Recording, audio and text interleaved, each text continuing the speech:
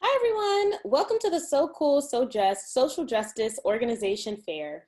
My name is Amber Williams, and I work as staff with the Community Action and Social Change Undergraduate Minor program, and I'm joined here today with the Ginsberg Center for Community Service and Learning. We are thrilled to have you here this year and look forward to an exciting and engaging fair. To give a little history, So Cool, So Just was originally established as a student project to facilitate connections between student organizations as well as students and to foster coalition building among students interested in addressing diverse social issues. Over the years, the CASC Minor program, as well as the Ginsberg Center, began to collaborate and partner on this program to facilitate and broaden student engagement across campus. This year is particularly important given the many issues we are facing here on campus, in community, and in society as a whole. As we continue to reflect on the meaning of social justice through the lens of power, privilege, and oppression, we want to encourage and promote the value and importance of student action and engagement in its many forms by creating this space today. Now more than ever, we think it's important to center the value of collective action, promoting diverse strategies and approaches to social change, and the general recognition that in order to forward sustained impact, that we are all part and parcel to envisioning new realities and ways of being in a more equitable and just society.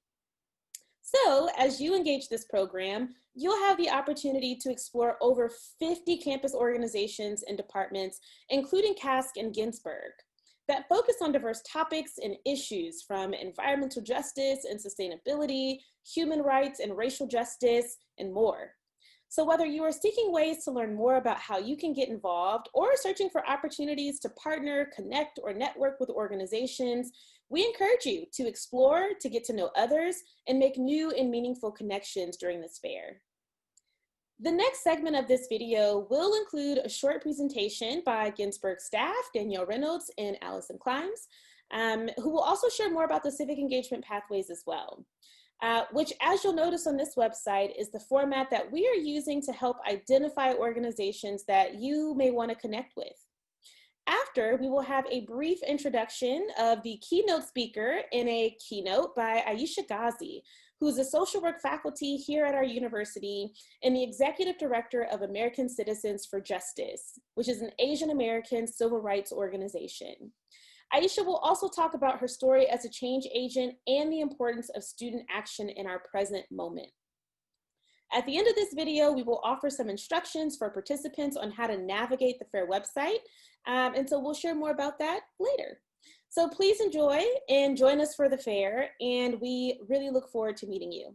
Hi, and welcome to So Cool, So Just. My name is Danielle Reynolds, and my pronouns are she, her, and hers. I work at the Ginsberg Center where I lead out our student-facing work, and I'm going to give you just a little bit of information about what you can expect at So Cool, So Just today. To frame the opportunities at So Cool, So Just this year, we're using a few things. You can look at opportunities and initiatives by issue or topic they might be addressing, or you can find them through civic engagement pathways. The Pathways for Civic Engagement and Community Change is a framework that highlights 6 ways that we, as members of our community, can exercise our own power to create a society that works for everyone. We've adopted this framework and will be applying it to our own dynamic community and community partners that exist here at Michigan. This isn't an exhaustive list, but these pathways allow us to look at a robust range of educational and engagement activities and practices. So I'll describe each pathway very briefly before giving you a little bit more information. First, we have policy and governance. This is participating in the democratic political processes in governance that make up our public life. That might include voting or filling out the US Census. Next, we have civic community engaged learning and research. So that's using coursework, research, and learning to enrich knowledge and inform action on social issues. You might take a community engaged course or host a teach-in about an issue or topic.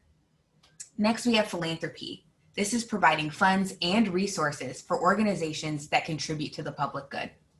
This might mean hosting or attending a fundraiser that allows you to learn about the work of an organization while supporting it financially.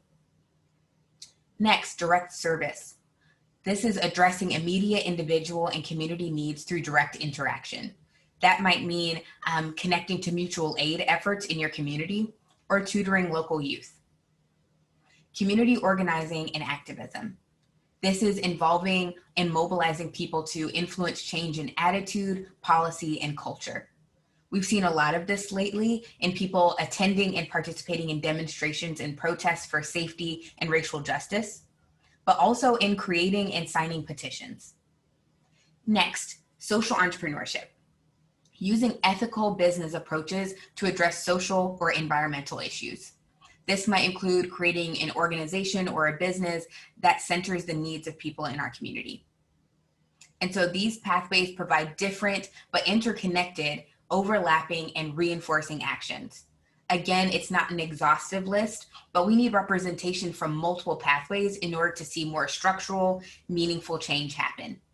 It also addresses the multidimensional nature of our social lives. And so we hope that as you learn more about yourself, as you're exploring different opportunities that exist on campus, you'll be able to better understand your own role in creating positive social change as you work with other people.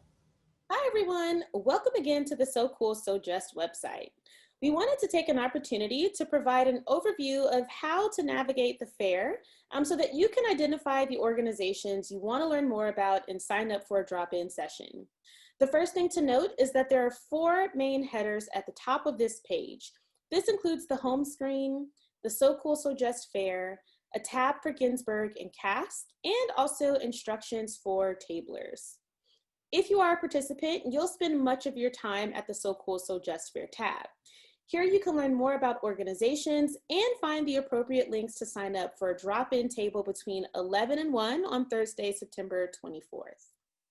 If you click on the main page for the So Cool, So Just fair, you'll notice a brief introduction with some additional language about the pathways discussed in the video by Ginsberg staff, and a gallery at the bottom.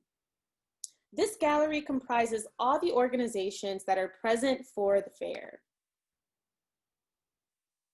By selecting an individual card, you'll find the name of the organization, their contact information, type of organization, social justice areas that are primarily addressed, their pathway, as well as a description about the organization.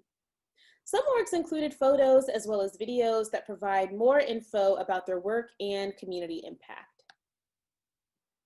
For those of you who would like to either sort or filter different types of organizations, you can select a field to sort and arrange organizations by specific categories, as you can see here, or you can filter for specific types of organizations by adding a filter. So again, this is one way to identify organizations that you would like to learn more about and explore. The other way to find organizations is by searching according to pathway. Also note that some organizations are listed under multiple pathways, but for the sake of clarity, we've arranged organizations by one pathway. So you'll notice that the pathways are listed here on this main page, but also here under the main header for the So Cool, So Just tab. By selecting a pathway, so if we start with community organizing and activism, you'll find a description below, in addition to a list of organizations that fit under this category.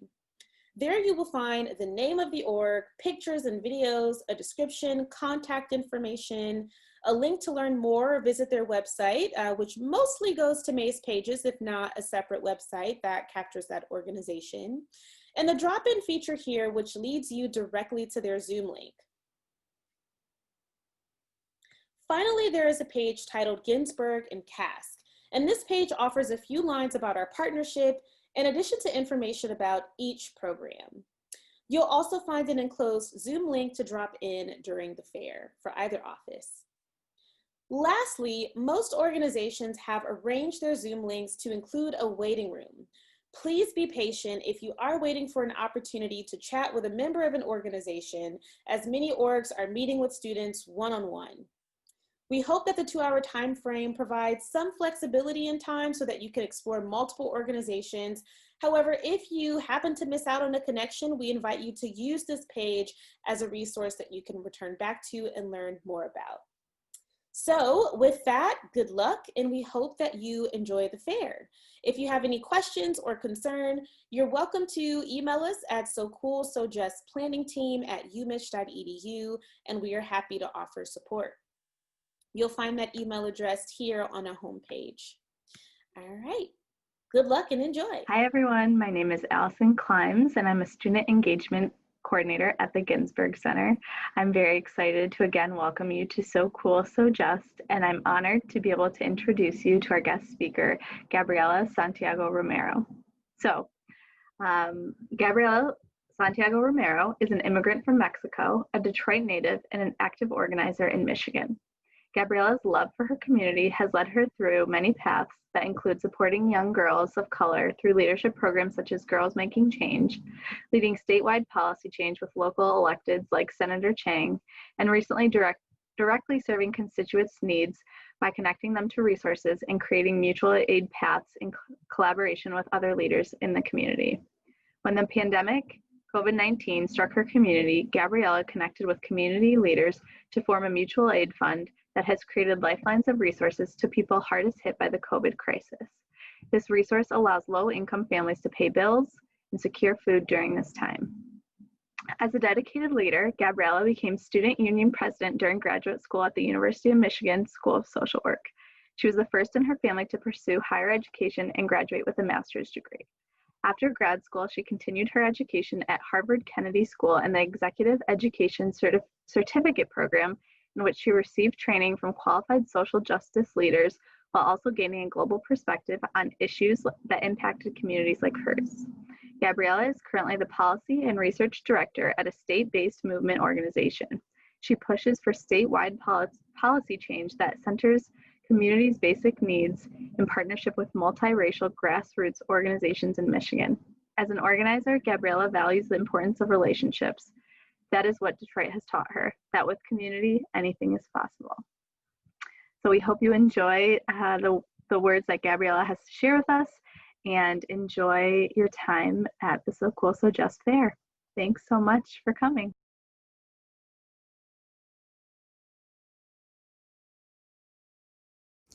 Hi everyone, my name is Gabriela Santiago Romero. I use she, her pronouns, and I'm the Policy and Research Director at We the People Michigan, based out of Southwest Detroit, where I'm calling you live from my roommate's kitchen. We are currently living through a pandemic, and I am at home, cat sitting, so if you hear a kitty in the background, that's just Shoshin, who really misses Aaron, my roommate, who's away right now. But I am here, super excited to share space with you, to share a little bit about my story, and to hopefully inspire many of you to continue in your social justice journeys, to get engaged in your communities, and to really help us all create some change. Thank you so much to the Ginsberg Center, CASC, and the University of Michigan for having me. I graduated from the School of Social Work in December of 2018. I'm a macro social worker who really focuses on systems and on organizing, policy work, and I'm here to talk to you a little bit about that, about what I do, and some call to action that will hopefully encourage many of you to continue your work in fighting for social justice for all of us. I also want to apologize beforehand. I understand that you're going to be talked at for about 20 minutes or so, so apologies for this new reality that we're living through, but thank you so much for sticking through, for staying strong through education, through your journeys of becoming organizers, activists, social justice warriors. Thank you so much for hearing me out, and I hope that this helps you in your work. So I'll begin now with sharing my story. I always start my story by sharing about the first time that I found out I was poor. I was in middle school watching my mom cook dinner for us, and I was crying to her for new shoes. All the girls in middle school had the new Air Forces, and I wanted to look fresh too. So I cried, and I said, "Mommy, can I get the new Nikes?" She said, "No, mija, you already have a pair for school." And she was right. I already had a pair of shoes for school. I didn't need anything else. But I couldn't understand why she couldn't just buy me a new pair. So I asked her, "Mommy, are we poor?" And she turned around and laughed and said, "You didn't know we were poor?" And no, I had no idea that we were poor because growing up, I always had what I needed. There was always food on my table, our lights always worked, our heat was always on. It was only really later in life that I realized the food on my table was picked up from a local church or food pantry. Our lights always worked and our heat was always on because my mom worked incredibly hard, pinching pennies, waking up at 4 or 5 o'clock in the morning to get to work, to drive back around midnight or 1 o'clock in the morning, doing that almost every single day. So she told me, Mija, make sure you go to school, that you get a good education. We came to this country to provide better for ourselves, and I hope that you can do that so that you don't have to work as hard as I do. And so I did that. I got a full ride scholarship to a really amazing high school, Mercy High School in Farmington Hills, 30 minutes away from Detroit. But I couldn't get there unless I started to work at 15 years old to get my own car, buy my own school uniform and my own books in order for me to get the education that I needed. And when I got to Mercy, I realized that money does exist in the world and that it's pretty disposable to some people. Girls, I remember as soon as they turned 16 years old, they would drive up into the parking lots. They would have new Hummers or new Bentleys. I remember walking down the hallway at my school and hearing over the PA system the announcement saying, did anybody lose their Coach purse? Is anybody here missing their Black American Express card? And I just couldn't understand how they got that much money in the first place, how it was that some people had more than others, when I know that my family and my community was working incredibly hard just to survive. It didn't seem right to me. It didn't seem right that communities 30 minutes away from my own had street lights, had clean streets, had safe streets, when I know that I and my neighbors deserved that and wanted that as well. But I used this learning to really fuel me in trying to better myself and trying to better my family, realizing that, okay, it seems like in the business world you can make money, you can sustain yourself and your family. That must be what I should get into. So I did that. I went to Detroit Mercy University for my undergrad degree, focused on international business. Why? Because again, I saw that it worked for many people. It got many people what they needed and more, and then some. And I chose international because I speak Spanish. So those are the choices that I made. What are the skills that I have and what are the things that I need to do in order to get me the place that I wanted to get to, which is really to be sustained, to be independent, to take care of myself and my family. While in undergrad studying business, I very quickly realized that everything that I believed in that was wrong was rooted from business. The way that we destroyed our planet, the way that so many of my neighbors were getting paid low wages, the way that corporations were coming into my community and polluting us like Marathon refineries. I was learning in business school how to create policies or deregulations that allowed for businesses to get away with these things, all for the bottom line. This hurt me. It hurt me as someone that grew up in Detroit, very blessed to be surrounded by organizers and activists and artists who call these things out. To me, it didn't sit right. I was in business school feeling completely lost and frankly a little sad. Thankfully though, while in school, I took a course focused on entrepreneurship, It was focused on social entrepreneurship. We talked about things like co-ops, cooperatives that have business models that are very democratic, business models that have all employees as part of owners of the business themselves. It made me realize that there were ways to use business to reframe business in a way that supported our communities and our people. There were also nonprofits that created opportunities, that created resources for our communities in order for people to get what they needed. So I started to get very involved in nonprofits. I started to really think of entrepreneurship as a business model that was thriving for many people, not just the wealthy few. At the same time, this course also covered advocacy and fighting for regulation of businesses, of corporations. At the same time, while I'm in school, I'm in Detroit, Rashida Tlaib was my state rep. So I got firsthand inspiration from an incredible woman of color from the community, from my neighborhood, from Southwest Detroit, that was an organizer, that was an activist, that was in office, that was holding people accountable. So while I was in business school and while they were teaching us how to lobby and how to deregulate and how to make the most money for the bottom line, at the same time on the streets, I had Rashida Tlaib fighting for us, fighting for the workers, fighting for the people, saying that this isn't okay, that corporations should be held accountable for the pollution that they cause, for the harm that they cause to their employees or to the neighbors in which they are. And that gave me hope. So with that hope, I started to get engaged politically. I started to volunteer for Rashida Tlaib's campaign, for Stephanie Chang, who is now a state senator here in Michigan, as well as for Raquel Quesada Lopez, who is my city council member.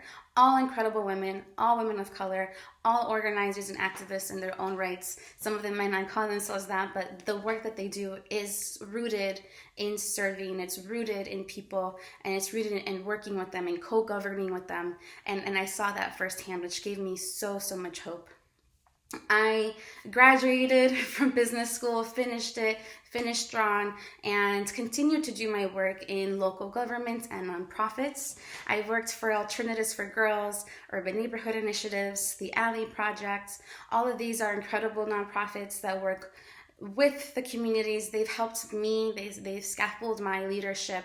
I started working with them since I was 16, 17 years old, on top of the many other jobs that I was working, which is the reality that many of us live who are young, who are impoverished, who are going to school, who are trying to make it.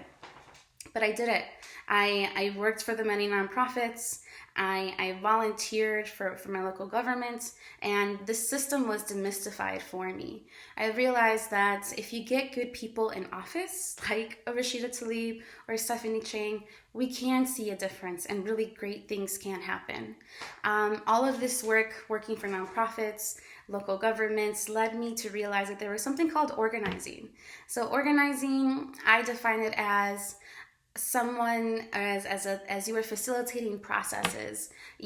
Process matters. When it comes to organizing, you don't do this alone. You bring people in with you. You do the learning, you do the decision making, you do the actions together. And I began to do those things pretty unofficially back in 2016. Graduated college 2015 and 2016. We all know what happened. Really, our country shifted for at this point something that's made a lot of minorities, a lot of things that were already bad, and a lot of difficulties in our lives and that were already bad worse. So I needed my people, my community to organize and to educate ourselves, to understand what the issues were that we were going through and what we had to do in order to fight back. So I think many people got engaged after the 2016 election, and many of us are ready to continue to stay engaged and to create change. So I invite you to do that, and there are many different ways to do that. Right now, as a community organizer, part of my work is sharing my story, which I shared. Usually my story is about 2 minutes long. It's a craft that you can do to have it kind of be an elevator pitch, but it's your story. As an organizer, I teach folks, I coach people through sharing that. And I think it's really important to figure out what that is for yourself. So as a call to action, I invite you to share your story. It's what roots you and your values, and it's what you can share with other people to bring you into your work. So I hope that my story allowed you to see my values in the work and why it is that I do what I do. Also, as an organizer, I believe in working across sectors. I believe in working with people who are different from me and also learning from them and building with them. Because I think at the end of the day, we may not have the same problems, but we have a very common enemy, and we have a lot of things that we can all benefit from, like clean air, housing, good jobs. And these are all things that I've learned that we need through my organizing work, through my work in being engaged in local politics and with people in my community. So in 2016, after all this mess started to happen, I started to try to figure out, and as I'm working for nonprofits, I'm trying to figure out what is it that I do next? How can I continue to support people? How can I make sure that we're doing everything that we possibly can to have the resources that we need, to have the leadership that we need in our communities? So I actually decided to get my degree in social work. I was surrounded by social workers at my nonprofits in Detroit. I realized that they had so much leverage and privilege and power that I could use to continue to serve my people as well. So I went and got my MSW from the School of Social Work at U of M. Had a really great experience meeting really incredible people and other social workers and professors who cared about using social work as a way to not only serve people directly through clinical services, but also to bring that knowledge of what the clinical work is, of what the clinical work needs into the policy political platform. So I'm a macro social worker. Again, I care about systems and policies and processes and bringing all those things together. So I actually, after graduating in 2018, in December 2018, I went back to work with We the People Michigan. I started to work with We the People as the Detroit organizer, but I became the director of policy and research, and spent the year back trying to figure out what is it that we're going to do, what is it that we're going to build in Michigan, in our communities. While organizing, I was reached out by a few people, a few friends, one of them being Senator Chang, who asked me if I was interested in running for office. I said, which seats? It depends. I might be interested. It all depends on if I feel like this is something that my community needs and something that I think people will support me in. So the ask was if I was willing to run for county commissioner. County commissioners, I believe no one really knows who they are, and that's on purpose. They are really powerful county seats that oversee a huge budget. In Wayne County, we have a budget that's a $1.6 billion budget. It's the largest county budget out of the whole state. We also have the most populated and most diverse county as well, dealing with a lot of issues that I care about related to immigration, housing, water issues, incarceration, the extreme incarceration that should be cut back, and realizing that county commissioners have a direct say on budgets of our prosecutor's office, our sheriff's office, our treasurer's office, all of these things which do touch these issues. I thanked them for thinking of me, and I told them I'll only run if I know that I have people supporting me, supporting in the education of what is county commissioners, and really shifting the narrative of local government and what local leadership looks like. So I accepted the challenge to run for office, and October of last year, I announced that I was going to run for county commissioner, October 2019. This was prior to COVID. This was prior to this new reality that we're all living through. But I went into that decision knowing that this was one way of fighting back, of building power, because I've seen it firsthand how people like me that care, like Stephanie Chang and Raquel Quintana Lopez and Rashida Tlaib, can make a difference. So I decided to go for it. This is my first time running for office. I'm 28 years old. I'm a queer woman. I'm an immigrant. I'm from Detroit. I grew up in poverty. This was my first major run for office. I also ran against a 20-year incumbent. I was set to start knocking on doors in March of this year, and as we all know, March is when COVID hit our communities. So instead of knocking on doors, I actually stepped back from campaigning and spent the next month and a half or two really focus on creating mutual aid for my communities. So I, along with about 20 other people, over Zoom for the past 7 weeks, we've been working through COVID. We've been working together in creating a mutual aid group that we called Southwest Cares. And over the summer, we did really incredible work. We raised around $80,000 that was given directly back into our communities, back to families. We gave out diapers to mothers every 2 weeks. We gave them boxes of diapers every 2 weeks. We were donated food from local grocery stores and food produce factories, and that food was delivered to families as well. We created lifelines for our communities because we needed to, because as we all know, when COVID hit, it took the government way too long to respond. It took us way too long to be able to understand that this was going to be big, and by then a lot of our people were hurting, but we were there able to support them.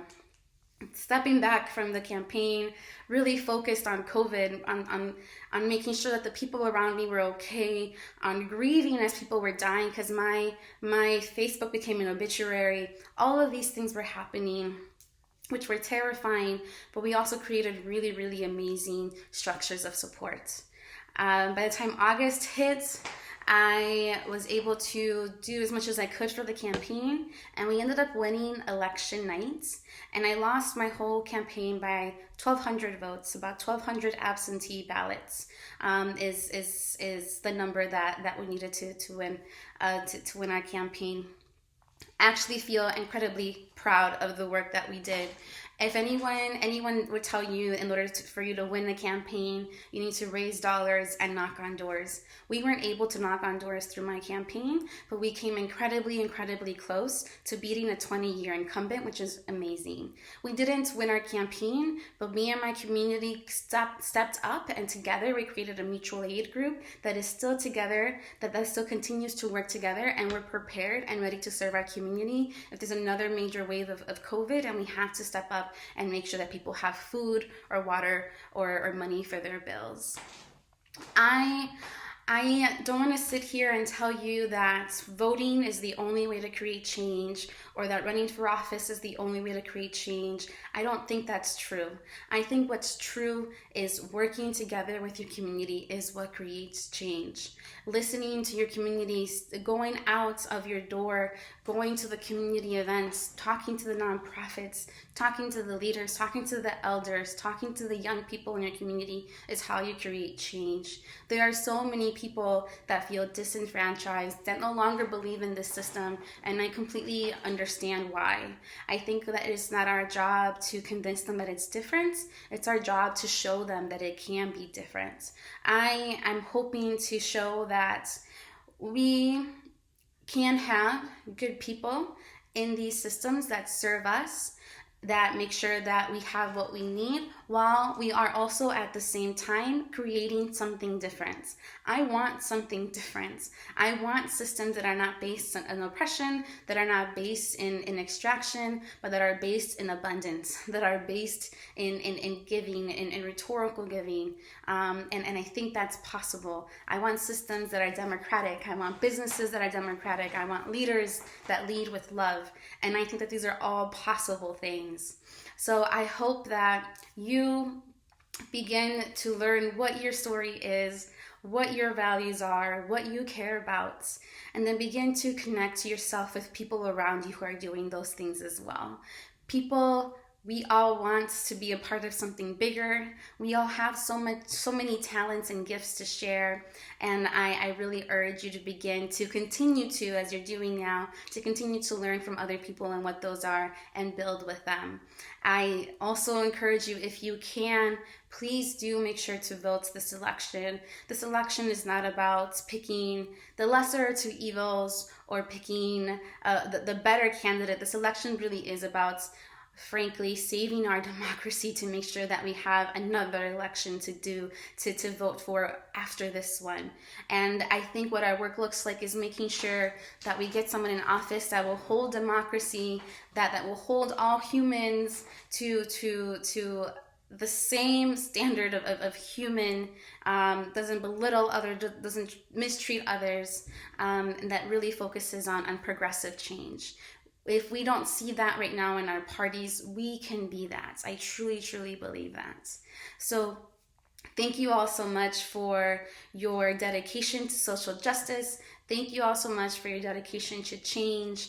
I am very willing to be contacted. Please I will share my phone number, my email, my Instagram, Twitter, whatever it is that you need for us to stay connected. But I continue to organize in my communities. I continue to engage my people, and I hope that together we form relationships. We get to know one another. We get to build together, and we get to actually create the change that we want to see. So thank you all so much. I hope you have a good rest of your fair. Please stay safe, and I hope to see you soon.